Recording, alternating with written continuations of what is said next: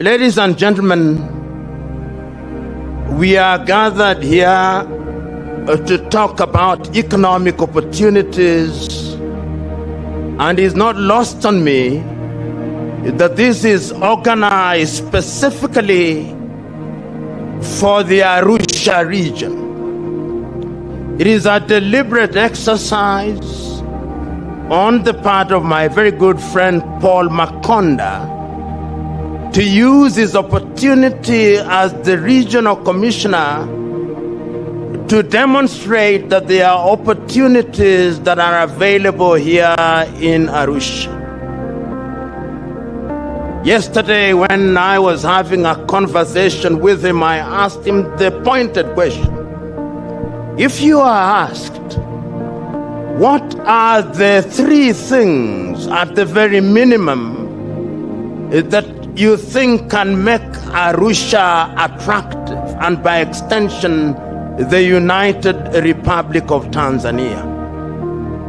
And he told me that there are many, but because you've asked for three, I'll restrict myself to the three areas that I think offer opportunities not only for those who live in Arusha, but also for those who are in the region and in the continent of Africa, and by extension, the world. He said, number one, tourism. Your President, Her Excellency Samia Suluhu Hassan, participated in now what is famous as the Royal Tour.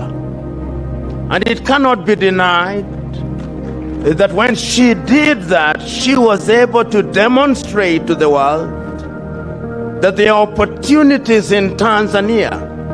And statistics now demonstrate that Tanzania has attracted many visitors after that tour.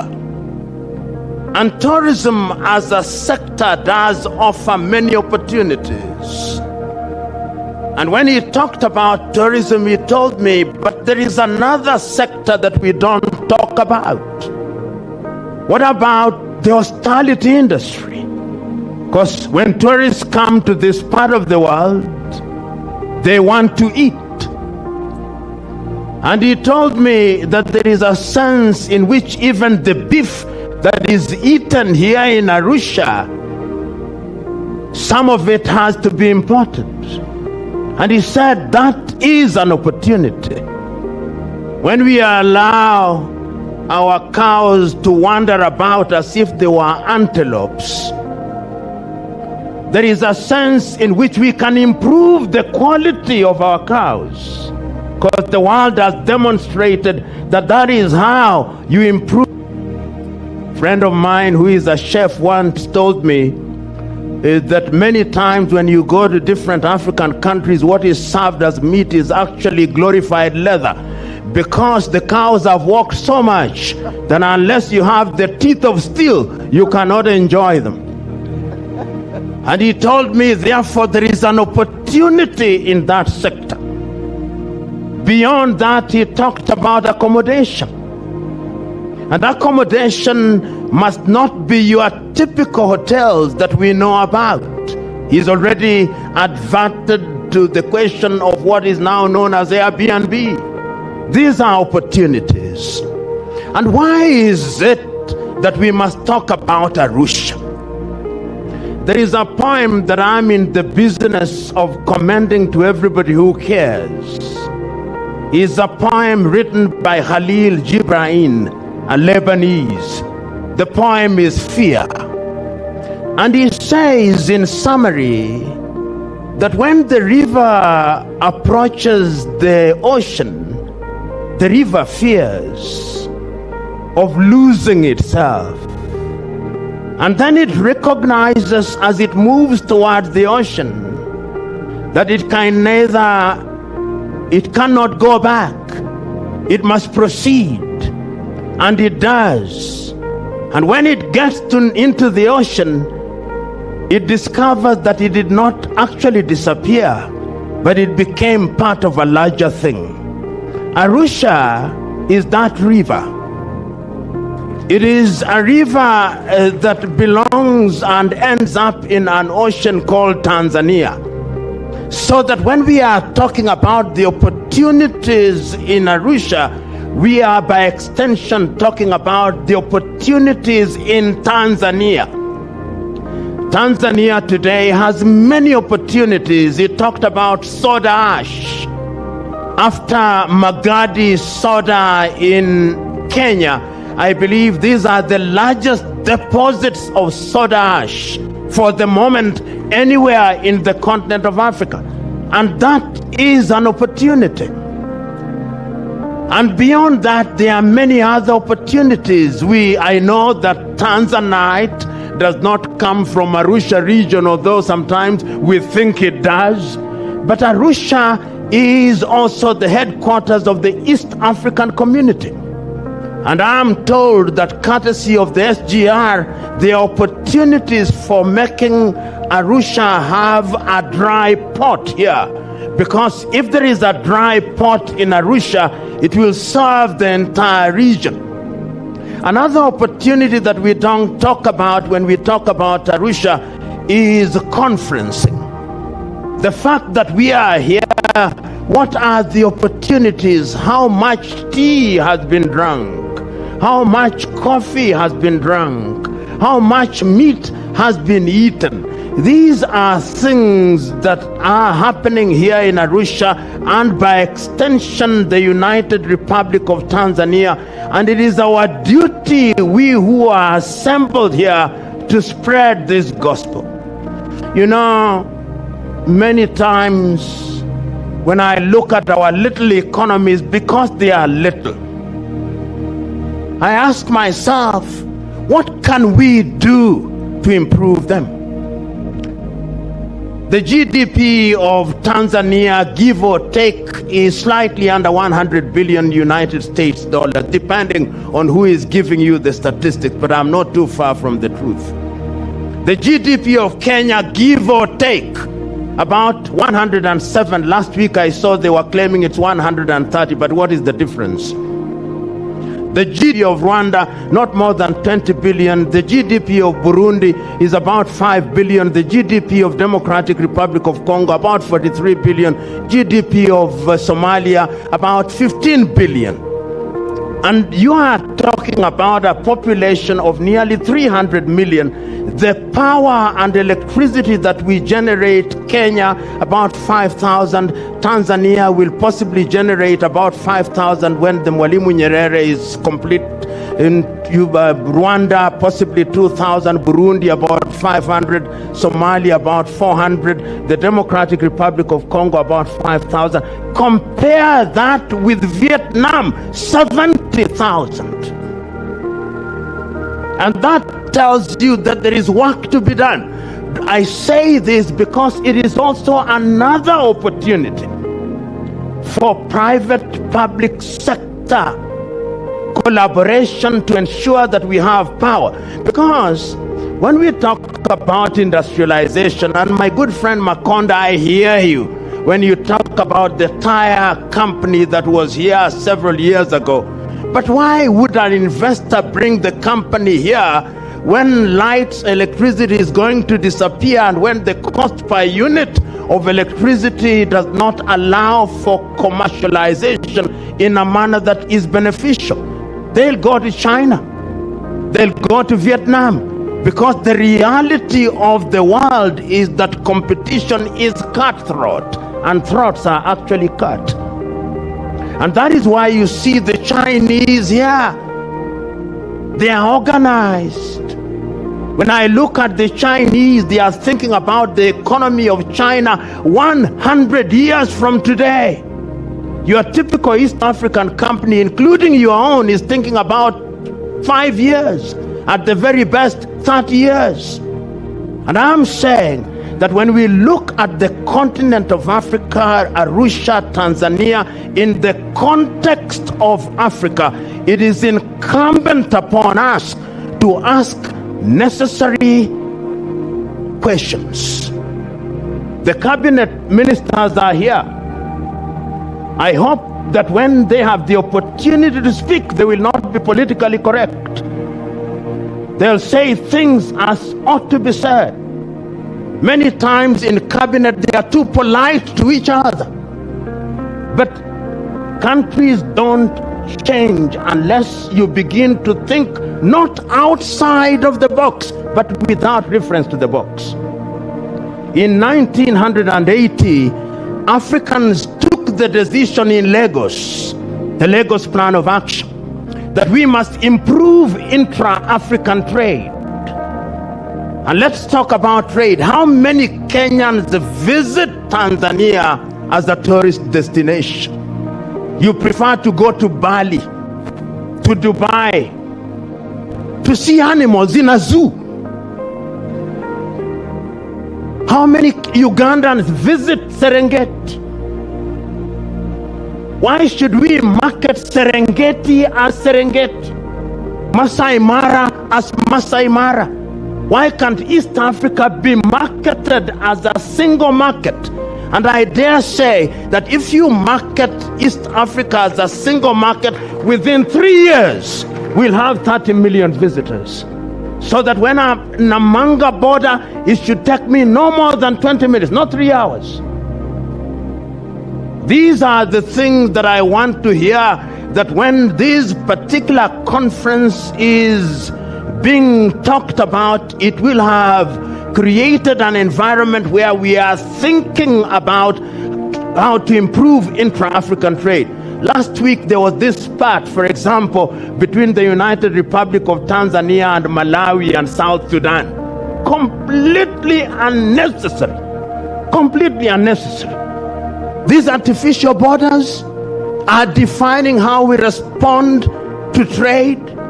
Kenyans are importing maize from Brazil, and that maize is not even meant for human consumption, it's for cows.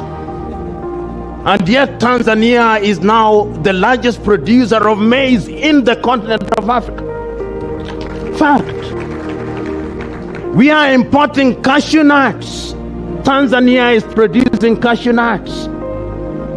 I'm suggesting to us that when we talk about Arusha and we are talking about Tanzania, and Jeff Koinange, I'm very conscious about time.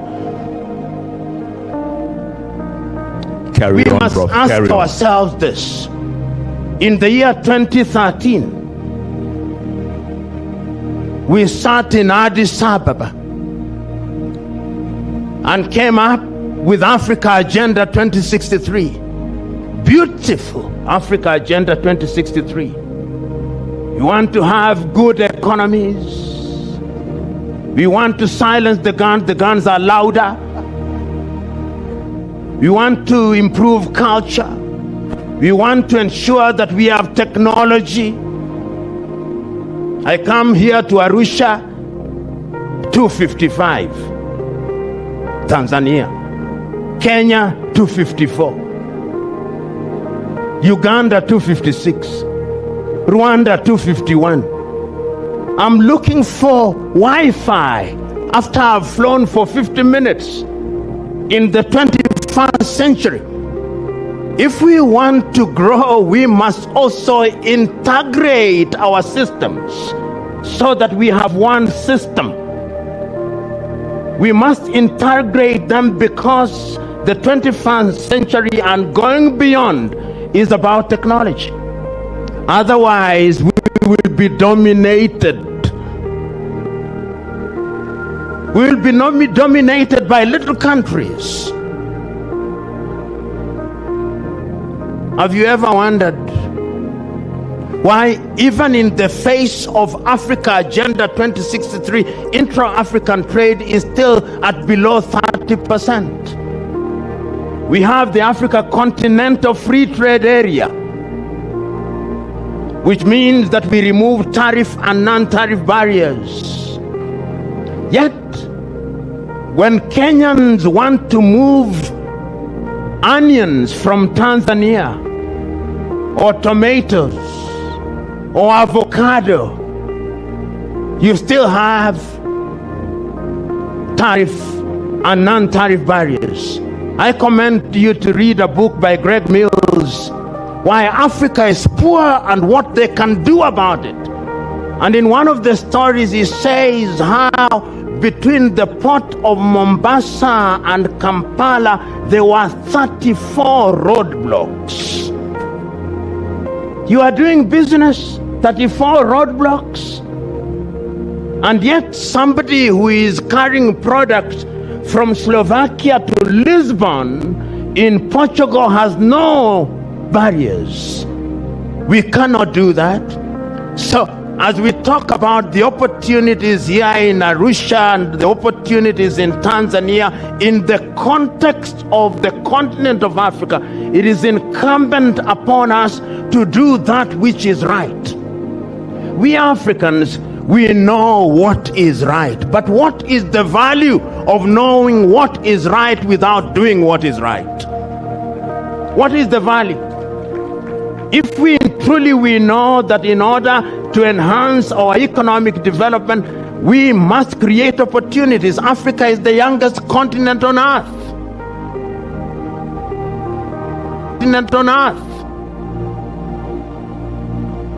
70% of our population is below the age of 25. Where are the opportunities?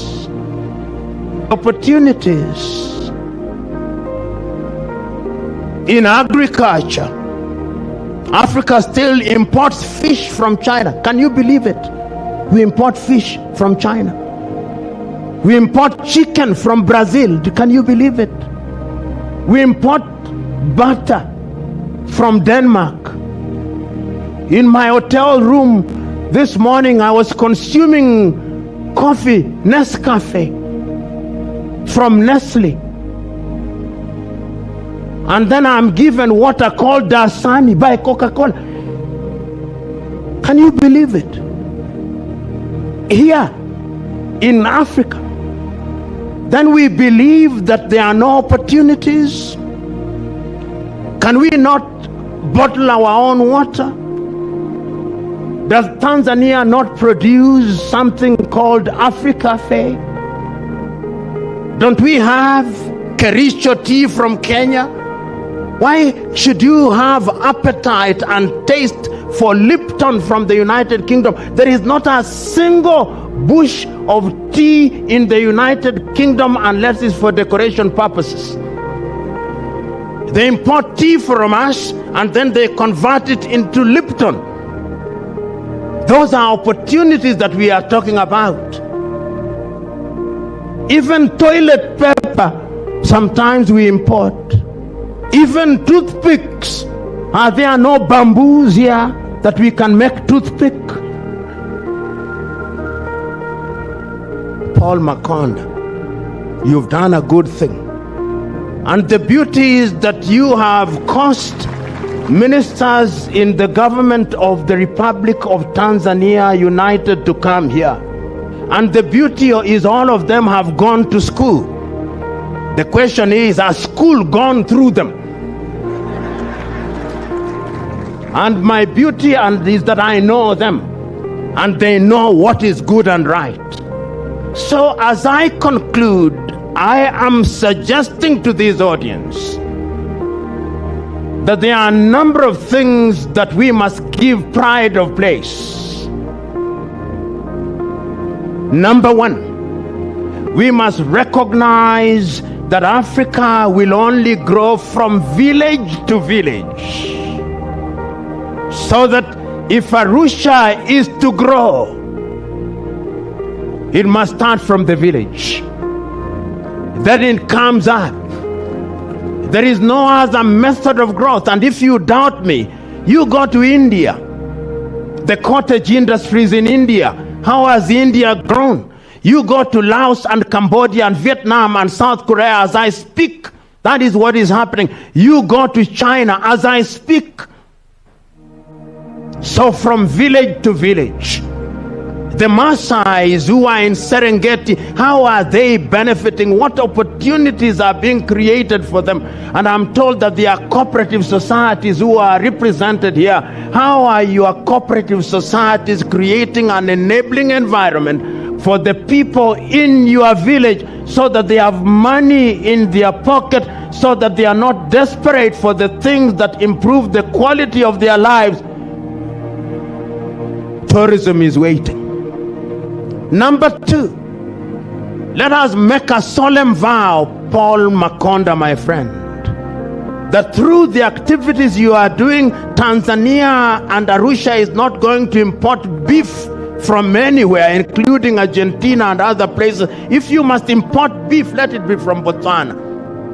And how can you do that? By improving the quality of the goats and the cows and the sheep that are being reared here. Let us also create opportunities by saying that we are going to use alternative sources of energy. We have the ability on these hills and mountains here to generate energy from wind and solar. We can do that. Those are opportunities. Let us make a solemn vow that if there is a university in this part of Tanzania, there is connection between the university graduate and industry like the Germans do, so that we don't have graduates whose only claim to fame is that they have accumulated many certificates, but they are not useful for purposes of improving the economy of Arusha and by extension the United Republic of Tanzania. I also am urging all of us who are here, wherever we are, let us not make this be a meeting which only discusses things that are already known without having any production and productivity as the legitimate result of this engagement. So that, my good friend Paul, when you have done this kongamano or this forum, let it not be an annual jamboree at which you invite us and ministers, and then you have annual jamborees until the second coming of Christ. No. Let it be that the next meeting will be a monitoring and evaluation. What have we done since we left? And I want to conclude with the East African community. You know, Arusha must thank Mwalimu Julius Kambarage Nyerere, because the decision to have the headquarters of the East African community here has made you effectively the capital of East Africa. So that conferencing in its own right is an industry that can create opportunities. Did you know that language is an economic product? Language only. Kiswahili as a language, as the lingua franca of the continent of Africa. What can we do with Kiswahili and make it a commodity that is used? Those are the questions that you must ask yourselves.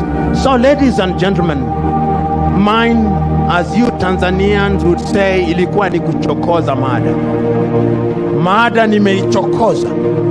Sasa jukumu lenu ni kuhakikisha kwamba mmeidandia na kuichambua pamoja, kuhakikisha kwamba vitu ambavyo tunaviangazia vitakuwa na umuhimu wa kuhakikisha kwamba baada ya kongamano hili Arusha itapata utofauti, Tanzania itapata utofauti. And I'm very glad you Tanzanians, you are now receiving very good press, because you are receiving a lot of people coming to Tanzania. Your agriculture is good, your tourism is good, your mining sector is good,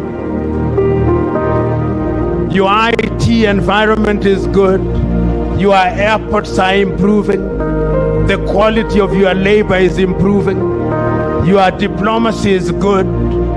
The gods have conspired in your favor. Take advantage of it. God bless you.